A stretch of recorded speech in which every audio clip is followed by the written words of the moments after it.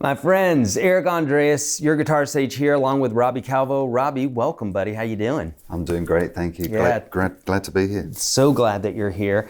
Friends, today we're going to be talking about loopers, looper pedals, and why it is that folks are so frustrated with looper pedals and why they just can't seem to use them very well. And Robbie is an amazing player, session guitarist, live clinician, songwriter, and a slew of other accolades that I could tell you about. An author, has done 30 courses, YouTuber, the whole 9 yards. So you can find out more about him. We'll put descriptions, links in the description of the video here. But all that to say, Robbie is an amazing looping ninja, if you will, and he's going to be sharing his tricks with us today about what it is that one needs to do in order to be great at this, to be proficient at this. So, right, yeah. And before the video here, Robbie and I were talking about even pros have frustrations, right, with looper pedals because they don't know what they're doing. And so, Robbie, you had mentioned something to me at a clinic that you were just at. Yeah, so last night I was doing my Yamaha clinic, and I do looping as part of my workshop in there. So I'm talking about, sweet notes and looping and various other things. So I always say, guys, so who loops? Who's got a looper pedal? And everyone, no hands went up. I said, who has a looper and would like to loop better? And everyone's hand went up. Wow. And I said, what's the problem? And they said, well, it's frustrating. First of all, the timing, execution of it. And I think the more they tried to do it and couldn't get it right, the more frustrating it gets. And it comes off their pedal board and goes in the closet. Right. And they never use it again. So I said, okay, so I'm going to give you some point-to-point tips of getting you up and running for, fast. Yes. With that, because to me, it's the ultimate practice tool. Yeah. It's a pre-production tool as well for overdub parts and layering. And it's also a great live performance tool, guys. So I use it in my live set all the time to extend my vocabulary and gives me a break between songs. Yeah. So it's a really incredible device. And really, there's a couple of tips that if I could impart those to you today, we could get you looping quickly and enjoying your pedal again, and maybe even playing more. I would love to see that. So, basically you're going to be showing us some mechanics, some actual bits that are going to make the whole process a lot better. Absolutely. And I think the place to start is physical mechanics. And I always say to guys, right, so coordinate left or right hand, whatever it is that you use to pick, with your foot. So let's just do it on the fly, right? Yeah. So what I'm going to do is downbeats are downstrokes, upbeats are upstrokes. So my foot is off the floor when I'm on upstrokes, down on the floor. So I'll just count that in. 1, 2, 3, 4, and 1, and 2, and 3, and 4, and 1, and 2, and 3, and 4, and. Okay, now I know what the subdivisions are and how many beats are in each bar, right? There's 4 beats in the bar, isn't there? Because I counted 2 bars of 4. I know where my my downstrokes and upstrokes are. I'm already in a better place than maybe I was before. Yep. Now what we do from there is, if I've got an idea I want to loop, determine how long that is. Once you've determined how long the idea is, you can then execute it, all right? So what I say to guys is, if let's say, for example, it's, simple kind of all along the watchtower kind of thing. I play it first before I loop it. So really I want to know exactly what it is I'm going to loop first, all right? So I'll turn to you so you can see what I'm doing as well. So, okay, so let's start here.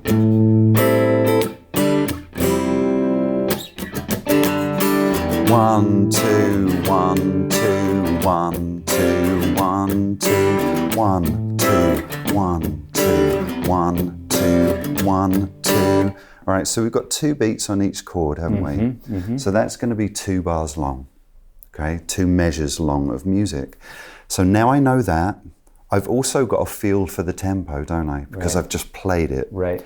Now, if that's too fast, find the tempo first. Right. Maybe you want to practice it here.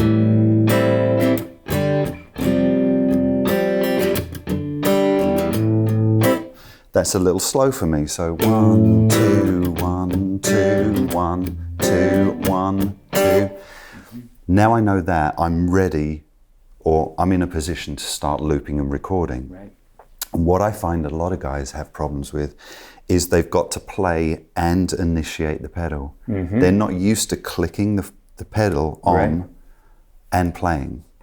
So one of the things that I find is a problem for a lot of guys is they've got a looper pedal on the floor, but it's nowhere near their foot. The other thing they may not have thought of is, are they left-footed or right-footed?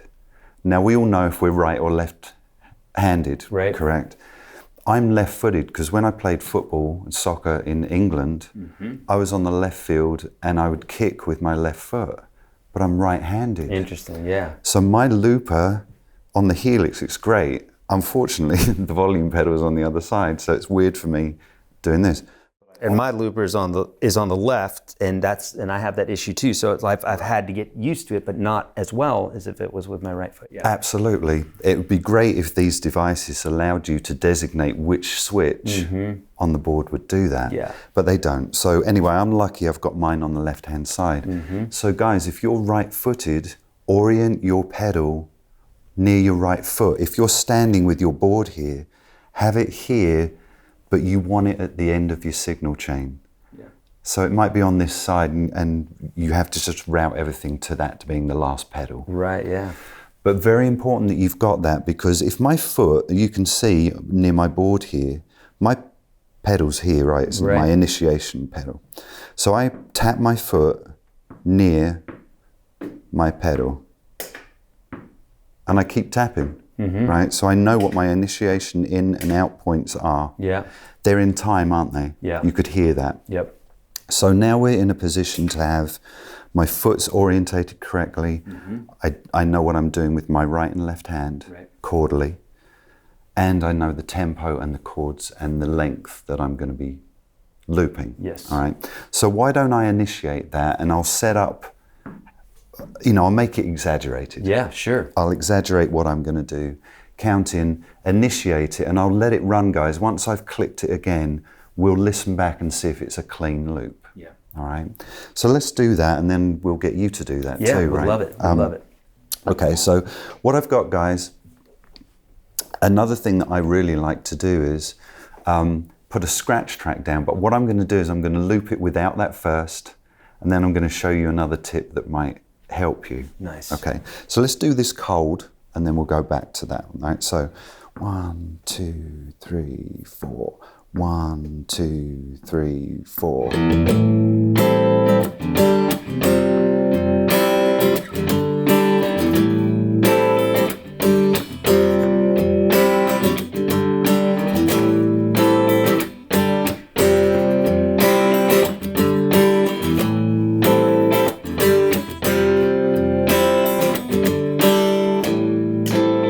Okay, so we're listening back now, guys. I've recorded it.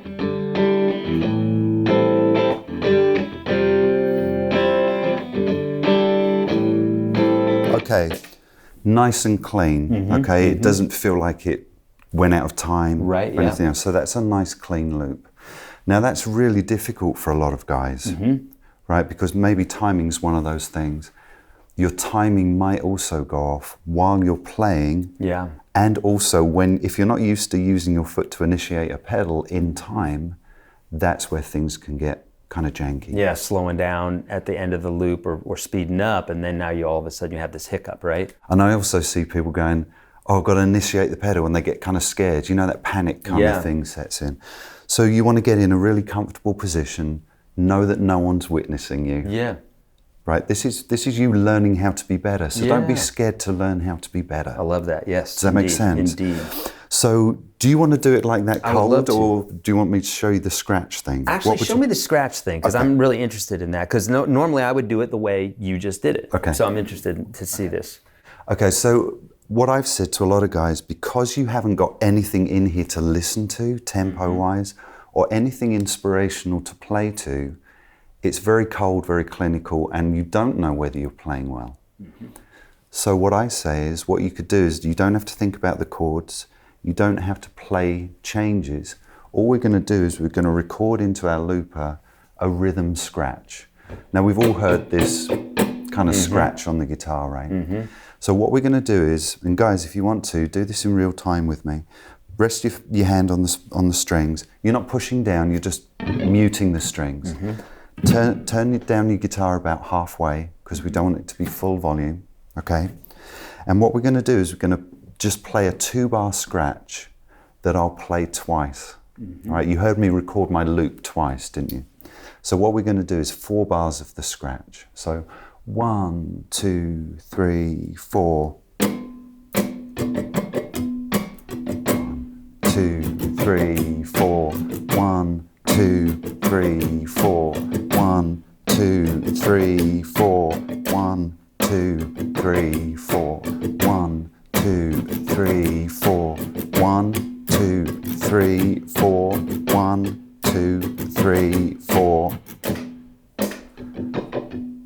Great. Okay. Yeah. Now let's check that ending. Make sure that didn't skip either. 2 more to go. No, okay, that was my loop end. Okay. Noticed how I would let the last one just ring, not scratch through Right. it? Yeah. That gives me an indication of that's the end of my loop recording Okay. too. Not that it really matters, but Yeah. okay. So now that we have that in our looper, we've got something solid to play to, haven't we? Yeah, that's great. Now, what a lot of guys forget is the fact that you don't have to initiate the recording process while you're playing now. We already have the recording in there. So once we're in playback mode, I can click my switch one more time and that puts me in record mode. So what I can do is, if I know exactly what I'm going to play, I can initiate record mode, get ready, stay quiet. Obviously, you don't make any noise because it will record it. And I can play along for my 4 bars. So let's do that. I'm in record mode now, guys, okay? Turn my guitar up.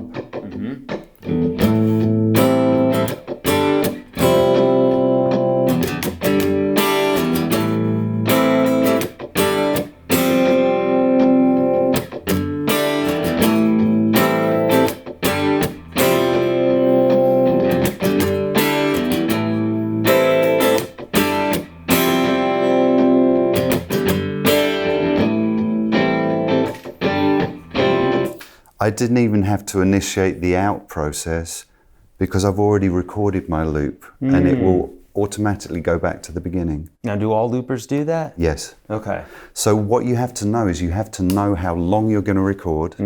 That is your recorded section. If you start playing over that, all you're doing is overdubbing. Right. So you heard me play 4 bars of this progression, didn't you? So twice around the progression. Yeah. And now I've got a guide, haven't I, in there that's giving me a nice kind of groove. I've got my chords in there. And if they go in nice and clean, I can then start overdubbing or soloing or whatever else it is I want to do. I love that. Do you want to try that yourself? Yeah. Now, I'm not sure if my looper does what your looper does there. Well, if it does, then I don't know how to do that. So I just do kind of the standard. I have to initiate it. But I'd love to see maybe after this lesson you could show me that, because maybe you know, maybe that's in there in the cards for me. So I'm going to start with a scratch, right? Now initiate.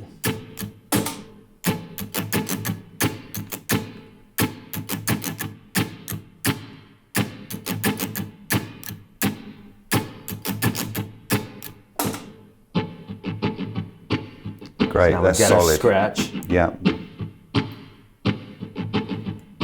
And do you rehearse the part sometimes? Yeah, you can, yeah. That's the best way to do it.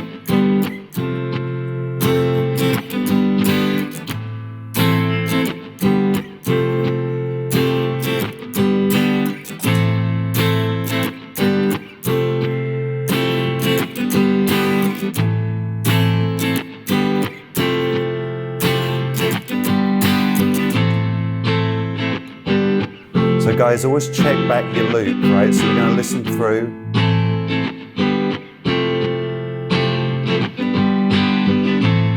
Great, perfect. Yeah, that was clean, yeah. That's really clean. Yeah.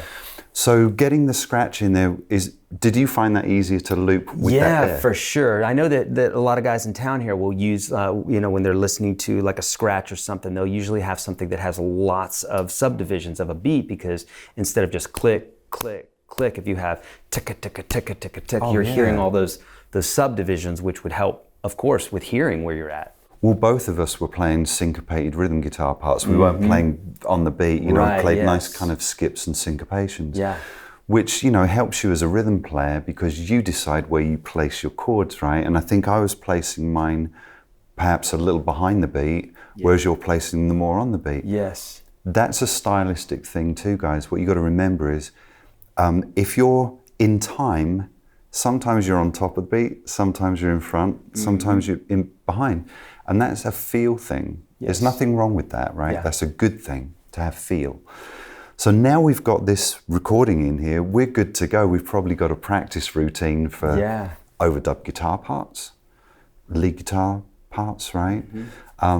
So we've got our whole setup now for the evening's practice, where we can try out scales, arpeggios, any of those things, or just jam with your buddies. I love that. Can you, so can you just in a nutshell name them, like the steps then, for just so we have them before, while we've got the listeners here, that just the 2, 3, 4 steps that you were doing there, just so they can easily remember those? Yes, absolutely. So the first thing, guys, remember, get your looper pedal at the end of your signal chain before you go into your amplifier, okay, or whatever it is you use.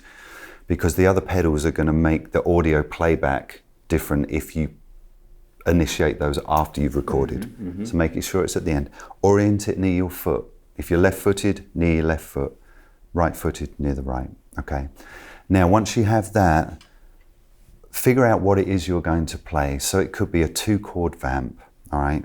Play it through, understand how many measures of music it is, all right? How many bars, what tempo that's at, and then maybe play that, and then instead of playing the chords, play the scratch, just to get used to playing that scratch rhythm, okay? In tempo that you want. Get your foot near the initiation button and play that scratch, right? Just play it to get, and it doesn't have to be this one, it could be your variation of that, right? And tap your foot along with it, because what's happening is you're coordinating your left foot or your tapping foot with your rhythm hand. Indeed. This all needs to coordinate and be in sync. Because if this is in sync with the foot and the foot's in sync with the pedal, guess what? Clean loops. Yeah. Right? Okay, so once you're at that point and you're ready to record, do what your scratch is, get your foot really near the pedal, and you know that the initiation is